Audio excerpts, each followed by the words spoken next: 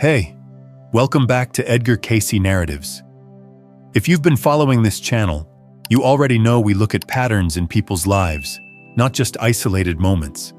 And today's story is about a pattern that often hides behind something that looks completely positive on the surface. This is about the person who is always helping. The one people call first.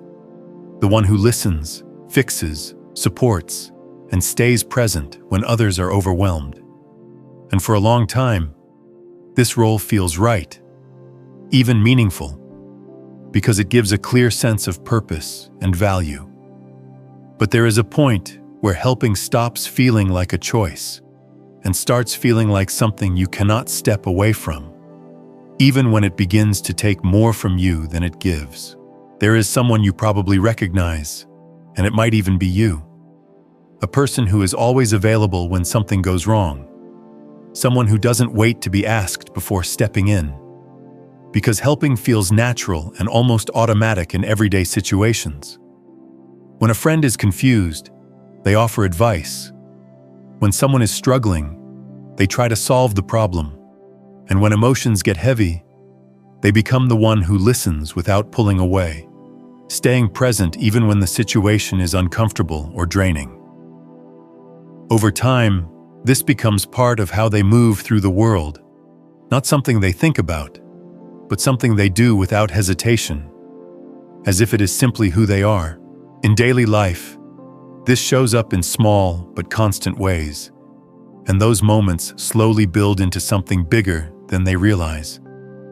They are the one replying to messages late at night when someone needs support, the one stepping in to mediate conflicts, the one trying to fix situations that were never really theirs to carry in the first place.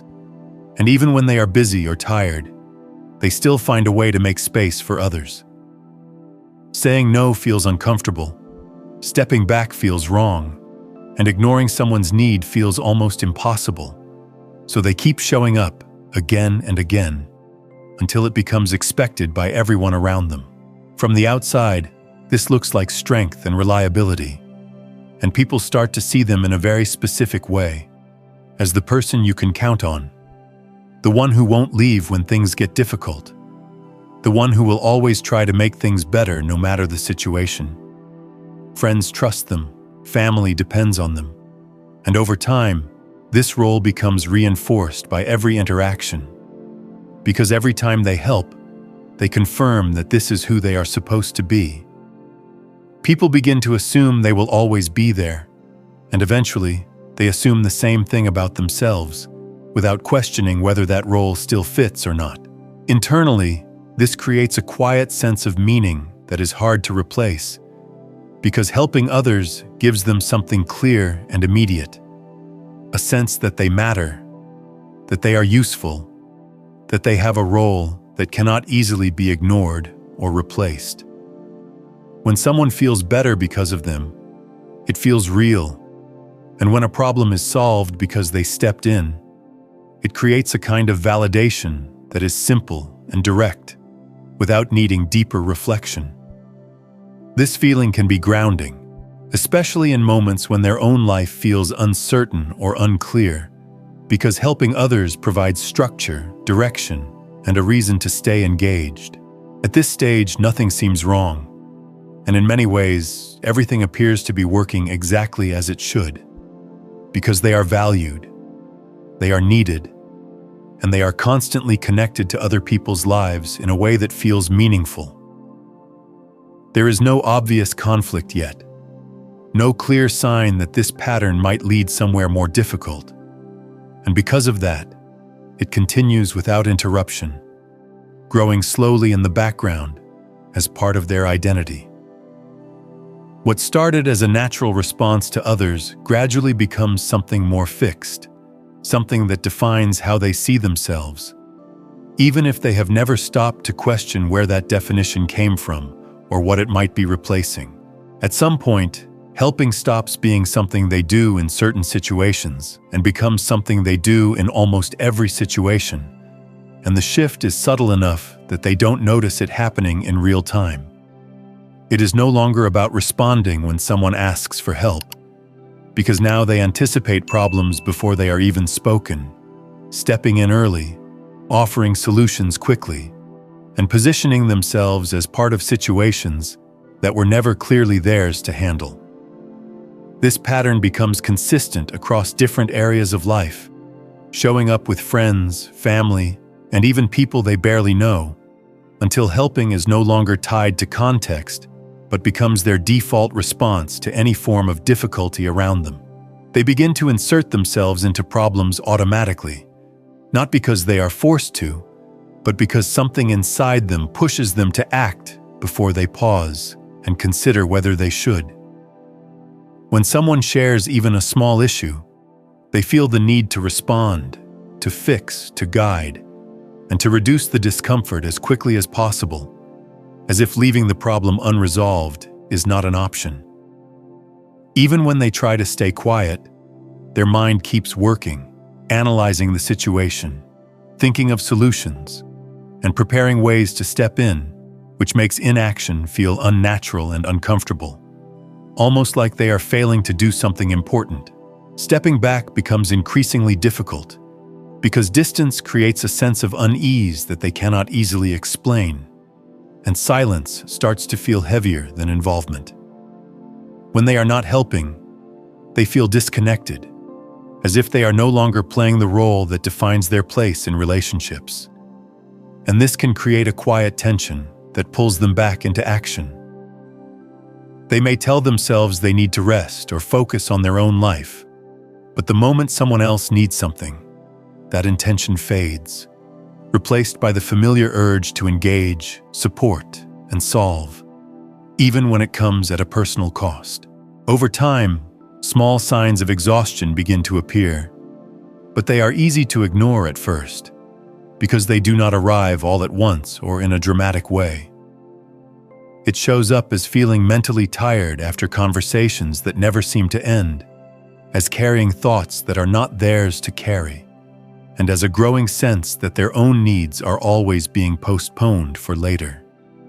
They may notice moments where they feel drained, but instead of stepping back, they push through, because helping still feels more important than resting, and because stopping feels more uncomfortable than continuing. The pattern becomes self-reinforcing, because every time they step in, the expectation around them grows stronger, and the role becomes harder to step out of without feeling like they are letting someone down.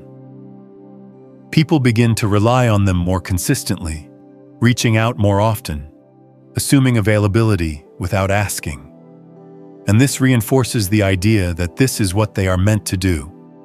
Over time, the difference between choice and obligation starts to blur, because even when they could say no, it no longer feels like a real option.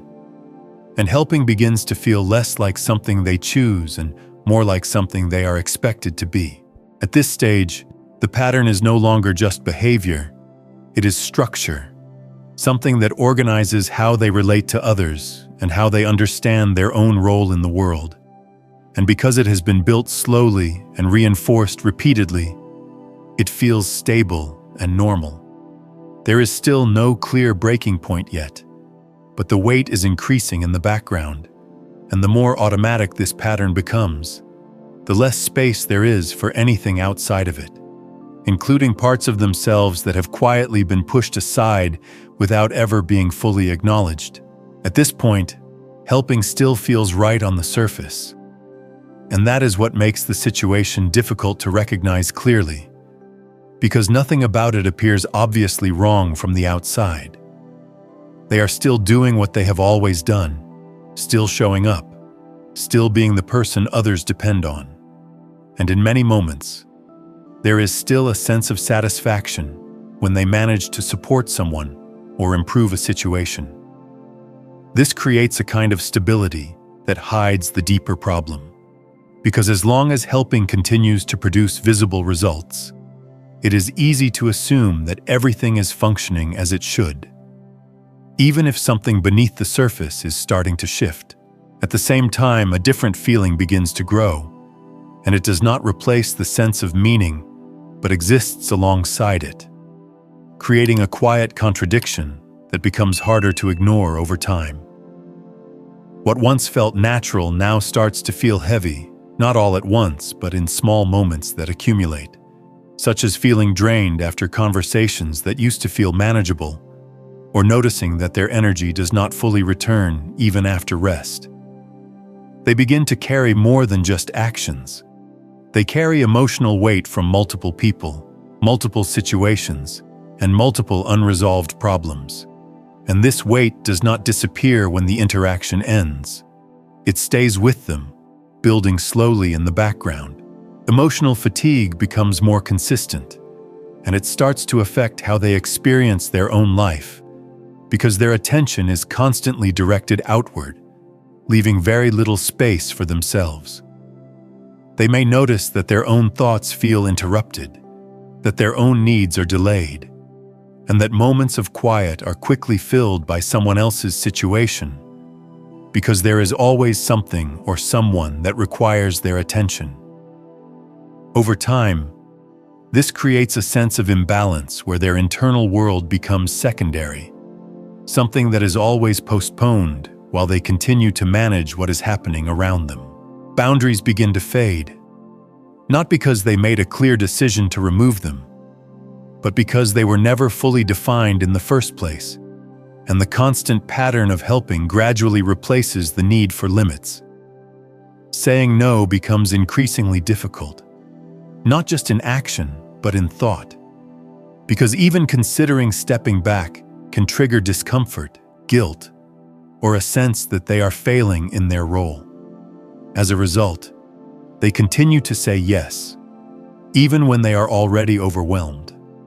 And each yes adds another layer to the weight they are carrying, making it harder to create space later on. The contradiction becomes more visible when they start to question their own experience. Because on one side, helping still feels like the right thing to do, something that aligns with how they see themselves, and on the other side, it is becoming harder to sustain without cost.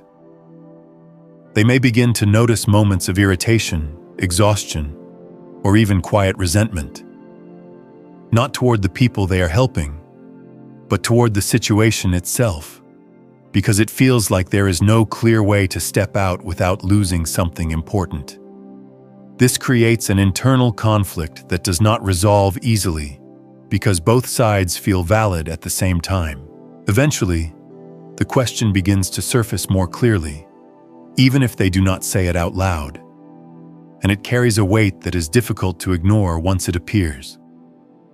If they stop helping, if they pull back, if they choose to focus on themselves even for a moment, what remains of their identity? And what replaces the role that has defined them for so long? This is not just a practical question. It is a deeper uncertainty about who they are without that constant involvement. And because they have spent so much time being needed, the idea of not being needed can feel unfamiliar and unstable. This is where the tension reaches its center, because the same pattern that once created meaning is now creating pressure. And the more they try to hold both sides together, the more difficult it becomes to maintain balance. Helping still feels right, but it no longer feels light. And the gap between those two experiences continues to widen, creating a situation where continuing the pattern feels exhausting, but stepping away from it feels uncertain, and neither option feels fully clear or easy to choose. At this point, it is natural to look for an explanation that goes beyond behavior, because the pattern feels too consistent and too deeply rooted to be explained only by habit or personality. And this is where a different perspective begins to open. What if this did not start in this life? And what if the reason it feels so automatic is because it is not entirely new, but something that has been carried forward in a way that is not immediately visible? This does not require belief, but it offers a way to look at the pattern from a wider frame, one that includes continuity instead of only focusing on present circumstances. According to Edgar Cayce, the soul does not begin from zero in each lifetime, but carries impressions, tendencies and roles that have been formed through previous experiences. And these patterns can continue even when the person is not consciously aware of them. In his readings, he often described how individuals bring forward certain identities that were repeated and reinforced over time, not as fixed labels, but as tendencies that feel natural and familiar when they appear again. These tendencies do not need to be remembered directly to influence behavior, because they operate more like a background structure that shapes how a person responds to situations without needing conscious effort. In many of these cases, the role of the helper is not something new, but something that has been lived repeatedly in different forms, such as a healer, a caretaker, or a guide. Roles that require constant attention to others, and a willingness to step into situations where support is needed. Over time, these roles can become deeply integrated into the identity of the soul, not as a temporary function, but as something that defines how the person sees themselves and their purpose. When this kind of pattern carries forward, it does not appear as a memory, but as a strong inclination, a sense that helping is not just something they do, but something they are meant to do. When this perspective is applied to the present life, the pattern begins to make a different kind of sense, because the behavior is no longer seen as something that developed only through current experiences, but as something that continues from a longer history. The automatic nature of helping, the difficulty in stepping back, and the discomfort that comes with not being involved can all be understood as the continuation of a role that has been reinforced over time, not just in one context, but across multiple contexts. This does not remove personal responsibility, but it changes how the pattern is interpreted, shifting it from something random or accidental to something structured and consistent. One important part of this perspective is that the continuation of a role does not always remain aligned with the current life, because what was once necessary or meaningful in a different context may not function the same way now, and this can create tension when the pattern continues without adjustment.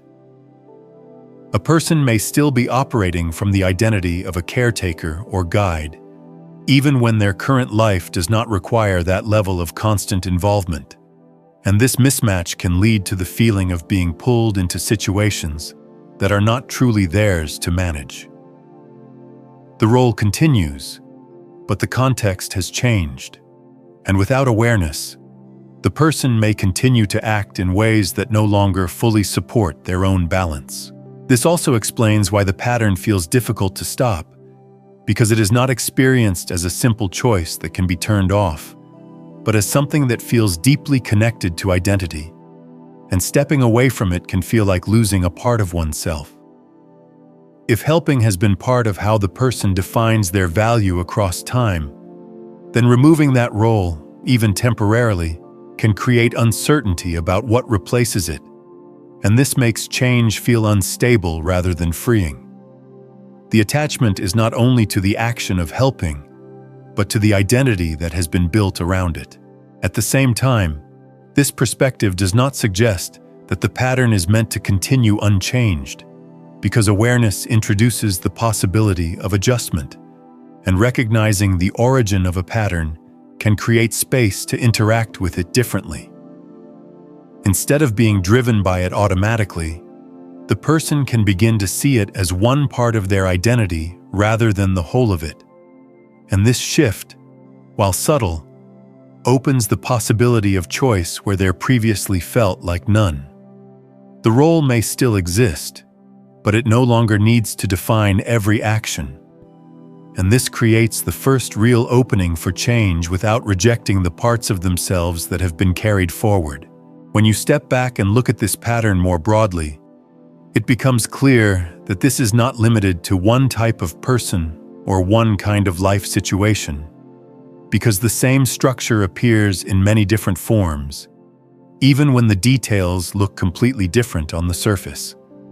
The core is always similar, a strong pull to support, fix, guide, or carry something for others.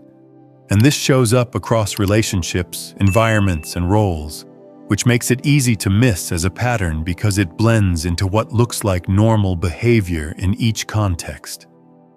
The more you observe it across different situations, the more consistent it becomes, revealing that it is not about specific circumstances, but about a way of relating to the world that repeats itself.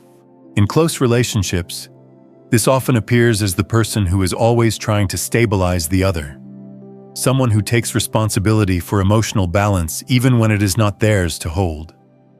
They listen, they advise, they try to anticipate problems before they grow, and they often stay longer in difficult dynamics because they believe they can improve the situation if they just give more time, more effort, or more understanding. Over time, the relationship becomes uneven, not necessarily because the other person demands it directly, but because the helper continues to fill the gaps, often without realizing how much they are carrying compared to what they receive in return. Within family dynamics, the pattern can take on a different shape, but the structure remains the same, where one person becomes the emotional anchor for others, often at a young age, and continues that role into adulthood without questioning it. They become the one who keeps things together, who absorbs tension, who steps in when things fall apart. And because this role is often reinforced over many years, it starts to feel fixed and expected, both by others and by themselves. Even when circumstances change, the role continues, because it has become part of how they understand their place within the family system. In work environments, this pattern can appear as taking on responsibilities that extend beyond what is required, stepping into problems that are not part of their role, and becoming the person others rely on when things become complicated or unclear. At first, this may be recognized as initiative or leadership, but over time, it can lead to an imbalance where they are consistently carrying more than their share, often without clear boundaries or limits. They may find themselves involved in tasks that are not directly theirs, solving issues for others, and maintaining a level of engagement that is difficult to sustain over long periods without feeling the strain. Even in more casual or short-term interactions, the same tendency can appear, where they feel drawn to help people they barely know, offering support, advice, or solutions, even when there is no clear reason for them to be involved. This shows that the pattern is not dependent on closeness or obligation, but exists as a general response to perceived need, which makes it more pervasive and harder to recognize as something specific. The behavior feels natural in each moment, but when seen across many moments, it reveals a consistent structure that does not depend on context. Across all of these situations, the details may change, but the underlying pattern remains stable, and that is what makes it significant, because it shows that the behavior is not random or situational, but part of a larger way of operating that repeats itself regardless of where the person is or who they are interacting with. This repetition reinforces the identity of the helper, because each new situation confirms the same role, and over time, the pattern becomes stronger not through intensity, but through consistency. What appears as different situations are actually variations of the same structure, and recognizing that is what begins to separate the pattern from the specific stories that seem to explain it. If you step away from the Cayce perspective for a moment and look at this pattern through modern psychology, you start to see that the same behavior can be explained in a different way, one that focuses on how patterns are formed through experience, conditioning, and emotional reinforcement over time. This does not cancel the previous view, but it offers another layer that makes the pattern easier to recognize in everyday life, because it connects the behavior to mechanisms that are already well understood. Instead of looking at past lives, psychology looks at how the mind learns to associate certain actions with safety, value, and identity, and how those associations can become automatic if they are repeated often enough. One of the most common ways this pattern is described is through the concept of codependency, where a person's sense of self-worth becomes closely tied to their ability to help, support, or stabilize others. And over time, this connection becomes so strong that helping is no longer just something they do, but something they need in order to feel okay. When someone depends on them, it creates a sense of importance.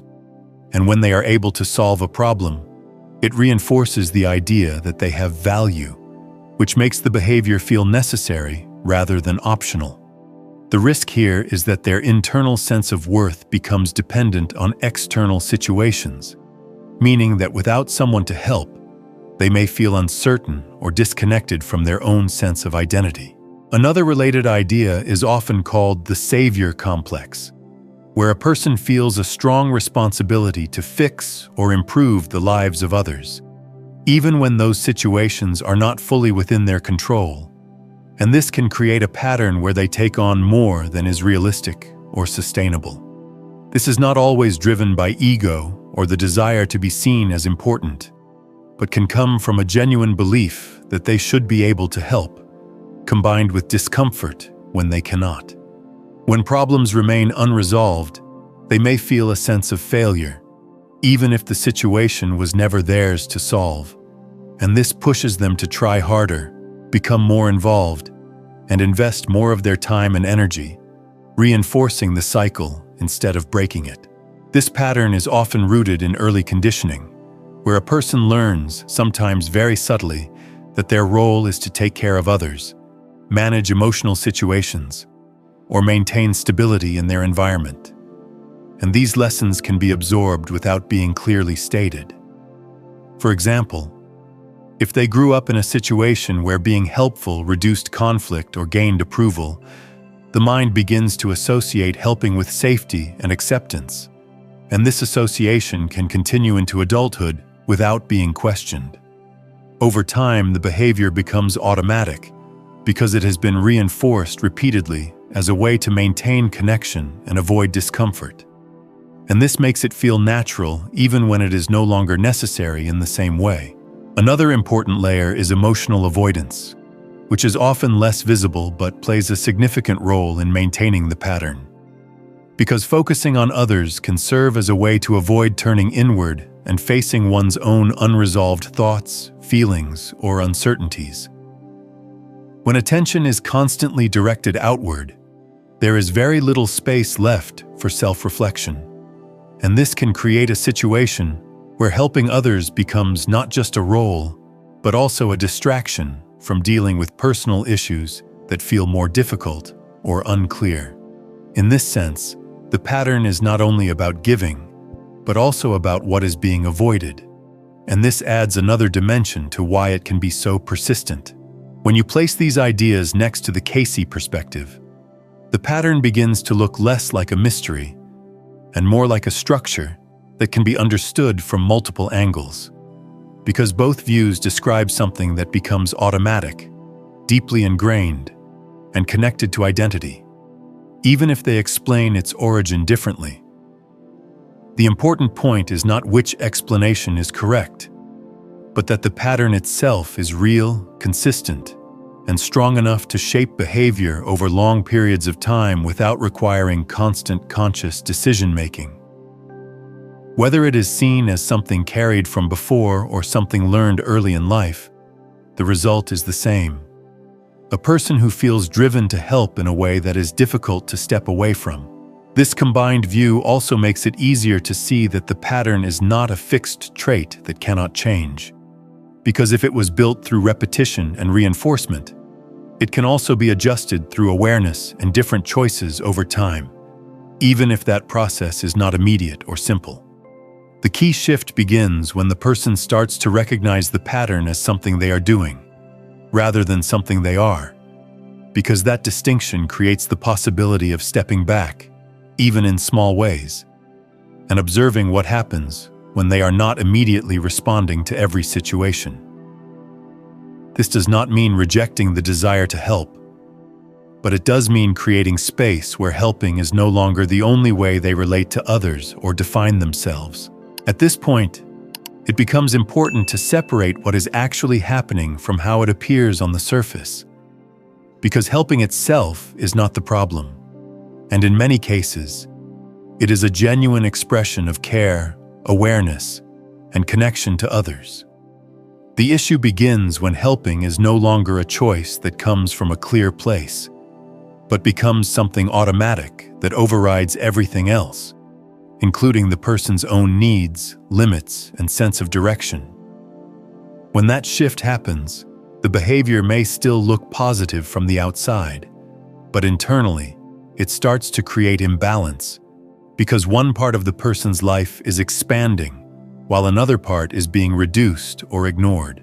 The deeper issue is not that they are helping others, but that they are losing access to themselves in the process because their attention is consistently directed outward, leaving very little room to notice what is happening internally.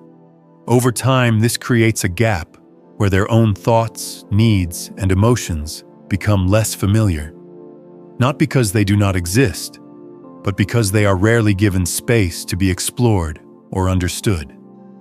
The more they stay engaged with others, the less they engage with themselves. And this imbalance can continue without being obvious, because the external activity provides constant distraction and validation. Helping gradually becomes part of how they define who they are. And this identity can feel stable because it is reinforced by repeated experience and by how others respond to them. But it also creates a limitation, because it narrows the range of ways they are allowed to exist. If they are always the helper, then there is little room to be uncertain, to need support, or to explore parts of themselves that do not fit that role. And this can make their identity feel fixed even if it is built on a pattern rather than a full understanding of who they are. The role provides structure, but it also restricts growth if it is never questioned or adjusted. At a certain point, the pattern crosses a line where it stops being a form of connection and starts becoming a form of avoidance, because constantly focusing on others can prevent them from facing parts of their own life that feel unclear, uncomfortable, or unresolved.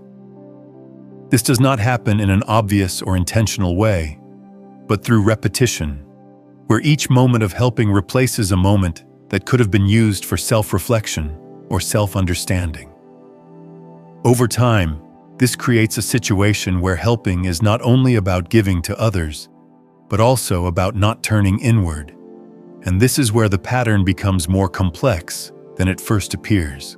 The core insight is simple, but not easy to accept, because it challenges the meaning that has been attached to the behavior for a long time, and it requires a shift in how the person understands themselves.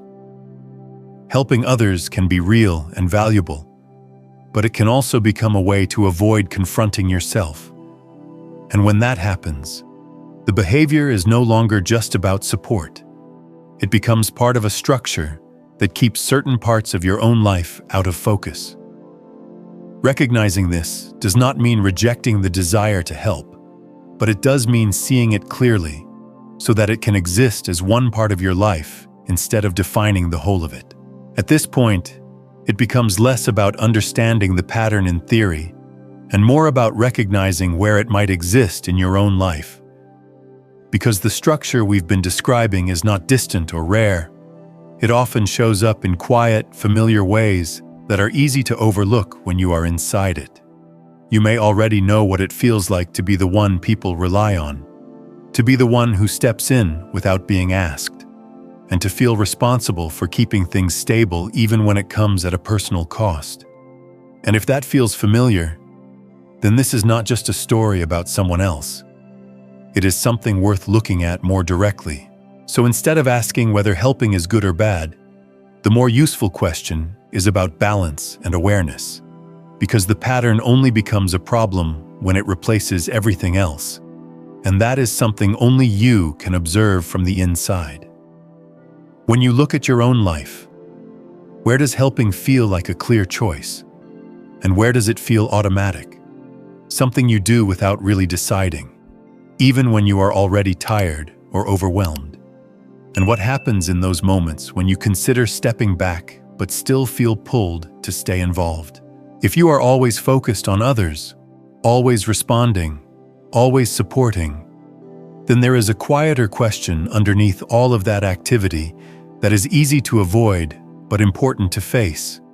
And that question is simple, direct, and difficult at the same time. What part of your own life are you not facing when your attention is always directed somewhere else? If something in this story felt familiar, or if it made you pause and look at your own patterns a little differently, I'd be interested to hear what stood out to you, because these patterns are often easier to recognize when you put them into words. If there was a part that felt unclear or raised a question, you can leave that in the comments as well, and I may explore it in a future video so we can go deeper into it together. And if there is a topic or pattern you want to understand better, you can suggest that too, because many of these videos come from the same kinds of questions people are already asking themselves. If you want more content like this, don't forget to like and subscribe to Edgar Cayce Narratives so you don't miss the next story.